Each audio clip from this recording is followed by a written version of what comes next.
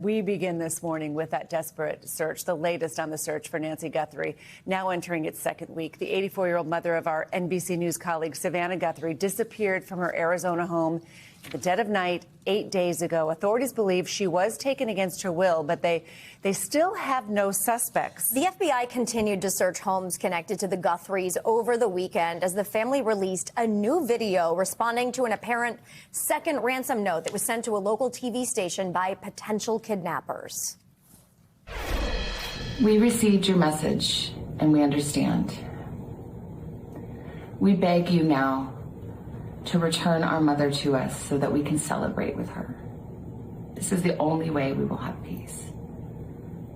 This is very valuable to us, and we will pay.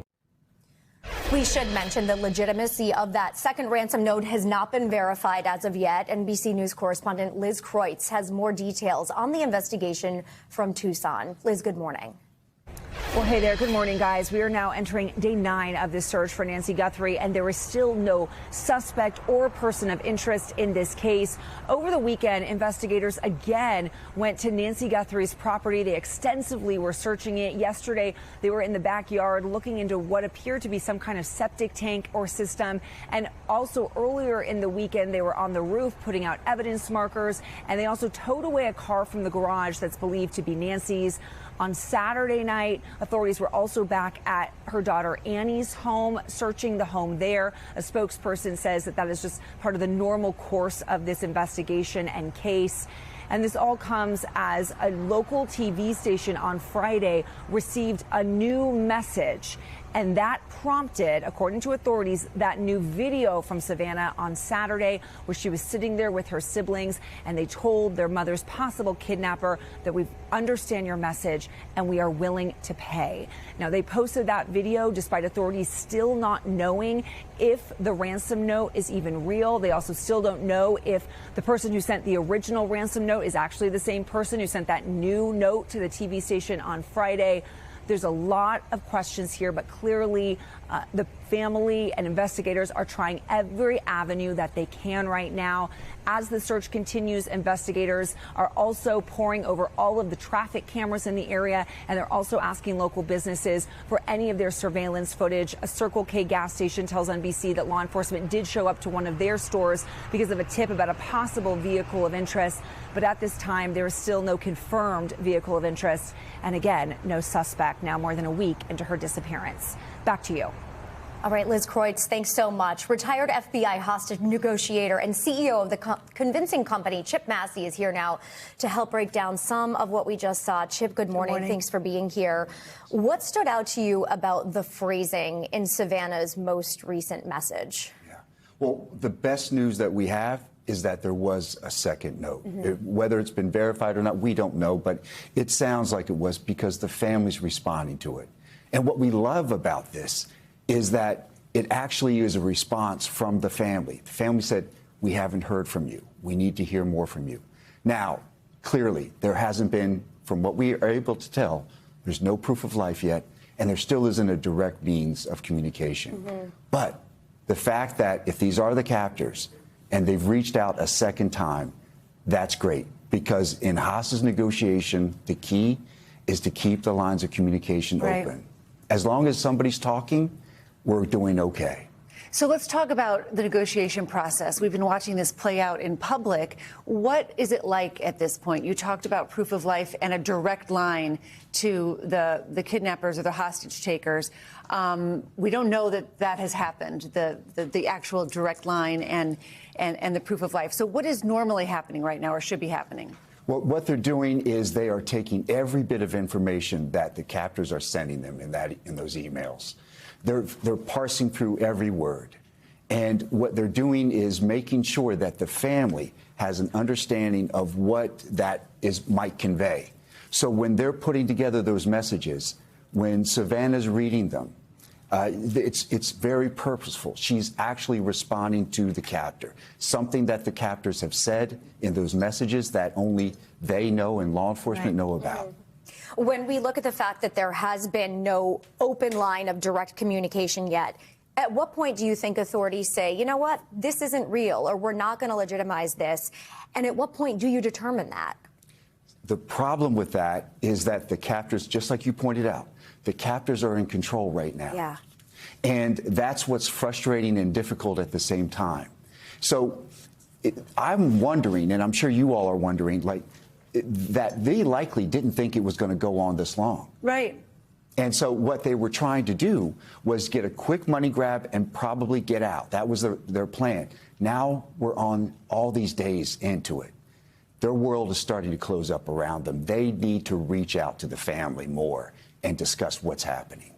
Thank you so much for your expertise. CEO of the convincing company, Chip Massey, thank you so much. Thank you, Chip. Thank you. This morning, Republicans and Democrats on Capitol Hill are locked in a standoff over changes to immigration enforcement. Congress now has just a week to come to a compromise on the list of 10 demands that Democrats have in order to fund the Department of Homeland Security. Now, meanwhile, members of Congress are set to get a fresh look at the Epstein investigation today, with lawmakers now able to review the unredacted documents and photos that the Justice Department recently released. It comes as the survivors of Epstein's abuse are making a new and very public call for accountability. NBC News reporter Ellis Barr has the latest from Washington now. Ellis, good morning. Good morning, Jessica. Lawmakers have serious questions about what the Justice Department chose to redact and why, looking for answers today as they begin reviewing unredacted Epstein files and see an appearance from Epstein's jailed accomplice. This morning, a renewed spotlight on the Jeffrey Epstein files, with a group of survivors appearing in a powerful PSA during the Super Bowl. We're standing together. Standing together. Because this girl deserves the truth. The video points to the 3 million files still not released and calls on viewers to demand transparency from the Attorney General. Starting today, members of Congress can begin reviewing the unredacted version of the millions of pages the Justice Department has released on the late sex offender. Lawmakers coming armed with questions. Where are the rest of the documents? Why did they release victims' names? Members of the House Oversight Committee also getting a look today at Epstein accomplice Ghislaine Maxwell, who's set to be deposed in a virtual appearance from the Texas prison camp where she's serving her 20-year sex trafficking sentence. Her attorneys have told the committee she plans to plead the Fifth and won't answer questions. It all comes as lawmakers are facing down a Friday deadline when the Department of Homeland Security is set to run out of funding unless negotiators can reach agreement on reforms to ICE and Border Patrol's immigration enforcement. They've gone way too far, and the American people want them reined in. Republicans have signaled openness to some Democrat demands, calling others non-starters. I'll tell you what's not going to be in there: amnesty for illegal aliens. I'll tell you what's not going to be there: stripping away protections for law enforcement officers that are trying to protect themselves. Pressure building in a big week on Capitol Hill. According to a letter obtained by NBC News, lawmakers will be able to review the material from the Epstein files on Justice Department computers, but not the physical documents themselves, and they're allowed to take notes, but cannot use any electronic devices to capture what they're seeing.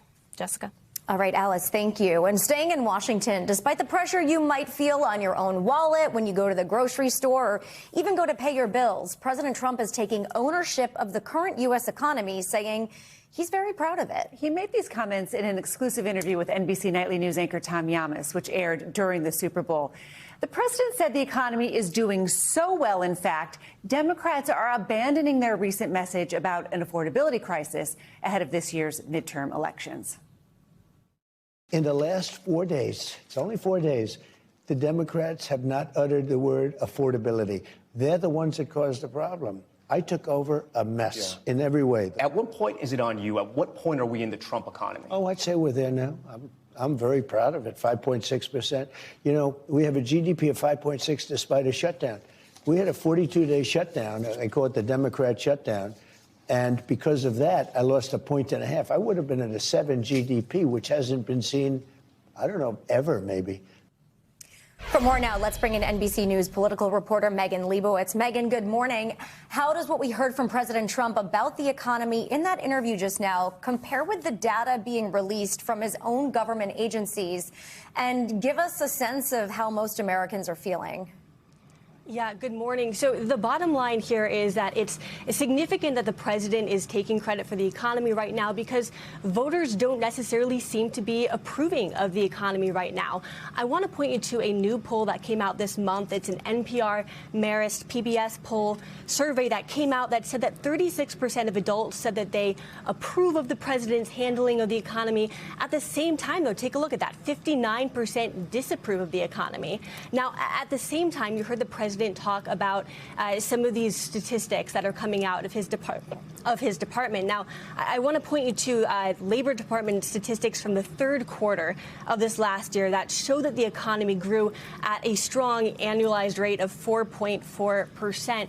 Now, all of this really matters because, you know, when we get into elections, the economy is consistently a top issue for voters. It was a top issue in the last election. It's expected to continue to be a top issue as we get into the midterm elections this fall. And guys, I know that we're only in February. It feels like we have a long time to go, but we are starting to get more into that midterm campaign season when voters are going to be, you know, particularly focused on what this feels like in their pocketbook and on their bottom line for their own household money. And Megan, the numbers tell a different story.